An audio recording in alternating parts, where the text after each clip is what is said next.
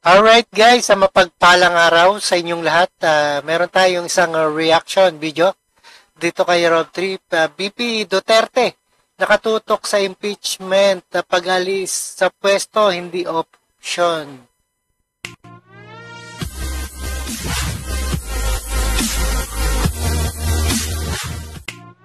Alright guys, sa mapagpalang araw sa inyong lahat, tumarap sa media si Vice President Sara Duterte at nagbigay ng pahayag ngayong araw.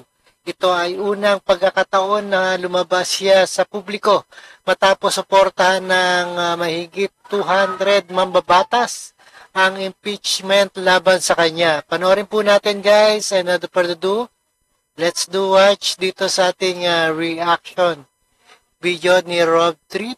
Alright, let's get it on.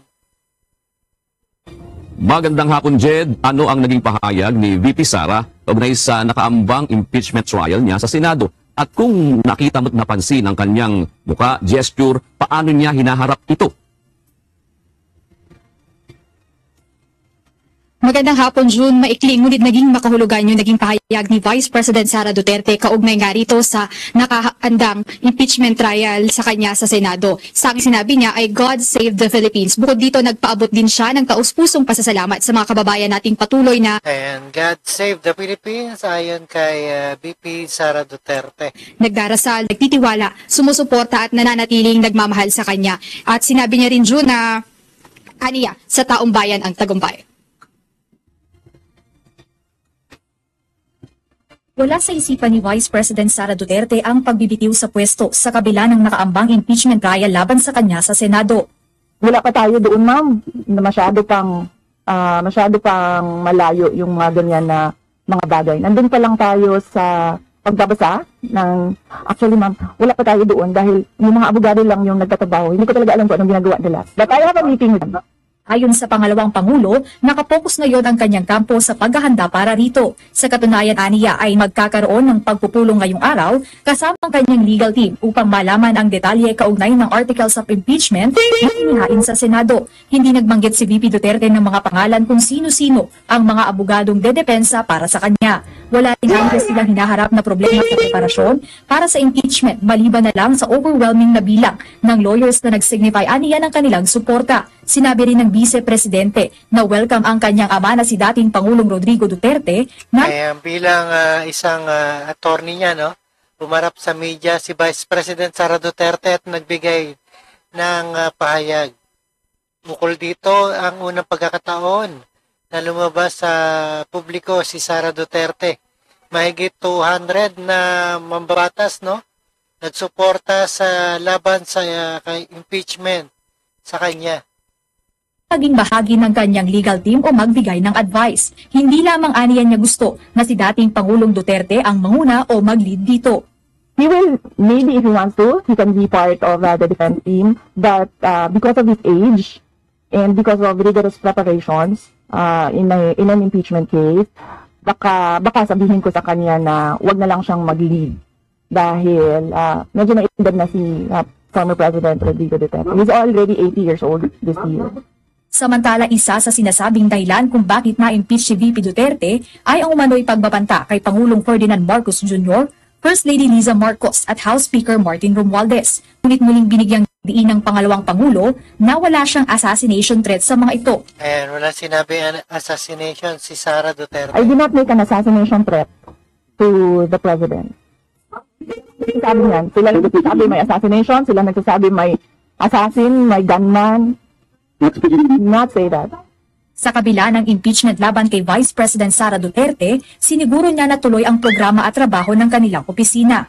Kakatapos lang po ng planning conference ng Office of the Vice President. So we did it last Tuesday, Wednesday, and Thursday para po sa 2025 and 2026. Nag-announce na kami na wala kaming burial and medical assistance dahil tinanggal yung line na yon sa budget. So hindi ka na pwede maglagay ng budget doon. Tutuloy siya. Samantala, sinabi ni VP Sara na hindi siya dadalo kapag nagsimula na ang impeachment trial sa Senado dahil may option naman aniya siya na hindi pumunta rito. Kung pwede namang hindi, and I understand pwede naman, hindi na. Kasi baka ma-intimidate lang sila lahat sa presence ko doon. June, masayang sumagot kanina si Vice President Sara Duterte doon nga sa mga katanungan ng media kaugnay dito sa nakaambang impeachment trial sa kanya sa Senado. Binanggit niya rin kanina na November 2023 pa lang ay may mga abogado na siyang nag-aaral kaugnay dito sa impeachment at ngayon na nasa Senado na yung articles of impeachment ay puspusan na yung ginagawang paghahanda ng kaniyang legal team kaugnay rito. Hindi naman niya eksaktong binanggit kung siya ay confident pagdating doon sa numbers o sa boto na maaari niyang makuha sa Senado kung sakaling magsimula na itong impeachment trial dahil aniya mas nakapokus sila pagdating doon sa preparasyon o kung ano yung mga detalye nakapaloob doon sa articles of impeachment. June. Nagkaroon ba kayo ng follow-up question, Jed, doon sa sinasabi ni VP Sara na nagpadala siya ng mensahe sa kanyang ama na si dating Pangulong Rodrigo Duterte na everything is alright at ang tugon ng dating Pangulo ay yung video na sinasabi ni VP Sara na yung kanta nung nasa video ay yung MacArthur Park. Nag-follow up ba kayo ng question kung ano ibig sabihin nito? June, wala naging follow-up doon sa kantang sinend ni dating Pangulong Rodrigo Duterte doon sa mensahe ni VP Sara na everything na magiging okay yung lahat. Pero June, binanggit ni VP Sara na welcome naman itong si dating Pangulong Rodrigo Duterte kung nais niyang maging parte noong legal team ni VP Sara pagdating dito sa impeachment trial sa Senado. June. Kasi kayong mga Gen X ka na ba, Jed? Kasi kami mga Gen Z? Kasi kami mga Gen X, pinanganak ng mga 80s.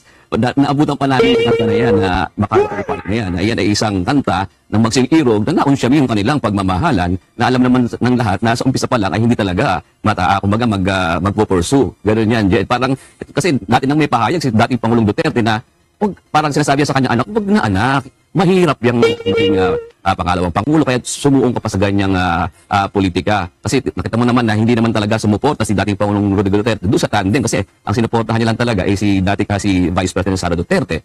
Jeb.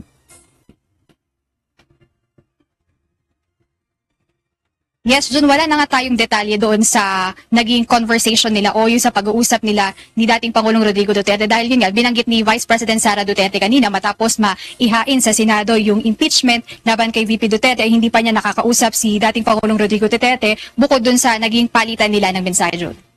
Alright guys, and VP Sara nakatutok. Kaya nakatutok sa kanyang impeachment. Ito ay tila pagkawalang bahala ni VP Sara sa issue ng impeachment. Tinuligsa pa rin, no? At tinuligsa ng isang mambabatas na niya ay tila pagkawalang bahala ni Vice President Sara Duterte sa kanyang inarap nitong impeachment. Alright, panoorin po natin guys. Kay VP Sara, hindi ito usapin ng jowaan. Usapin ito ng public accountability na nagutan. Tumaas ang kilay ni Akbayan Party List Representative Percy Sendanya sa anyay tila pagsasantabi ni Vice President Sara Duterte sa kinakaharap nitong impeachment. Si Sendanya ang endorser ng unang impeachment complaint na inihain sa Kamara noong December 2024. Hindi rin matanggap ng Alright, giniit niya na dapat maikumbik ang pangalawang Pangulo, no? Sa articles at impeachment niya kayang inendorso sa Kamara. Babatas ang pahayag ng pangalawang Pangulo kasunod ng pag-endorso ng Kamara sa Senado ng 7 articles of impeachment. Sa kanyang pahayag, ang tanging tugon ni VP Sara sa reklamong impeachment, mailigtas ang Pilipinas. God save the Philippines mula sa mga Duterte, lalong-lalo na kay VP Sara Duterte. At mangilabot naman si VP Sara sa pagsasabi ng God save the Philippines, ilang beses nga na hindi niya na-save ang DepEd mula sa corruption. She's not taking it ika nga seriously, and that's her right, no? At bigay natin sa kanya yun, no? In how she looks at things and how she looks at that particular complaint. Hindi naman natin siya pwedeng masabihan o madiktahan kung ano yung dapat niyang pakiramdam. Ang Makabayan Black lawmakers kinunde na rin ang tila pagmamaliit ni VP Duterte sa isyu ng impeachment, lalo na ang hirit ni VP Duterte na mas masakit pa umanong iwan ng kasintahan kaysa ma-impeach ng House of Representatives. Ayon kay House Deputy Minority Leader, ACT Teachers Party List Representative Franz Castro, hindi katulad ng paghiwalay ng magkasintahan ng impeachment, kundi seryosong usapin ang pananagutan sa taong bayan at pagwawaldas ng pera ng bayan. Kaya para sa mga kongresista, dapat mapapanagot si VP Duterte saan nila ipaglaban ito sa konstitusyon sa pamamagitan ng impeachment at hindi nila ipinapanawagan ang pagbibitiw nito sa pwesto. Kaya tayo nag-file ng impeachment complaint because we want her to be convicted.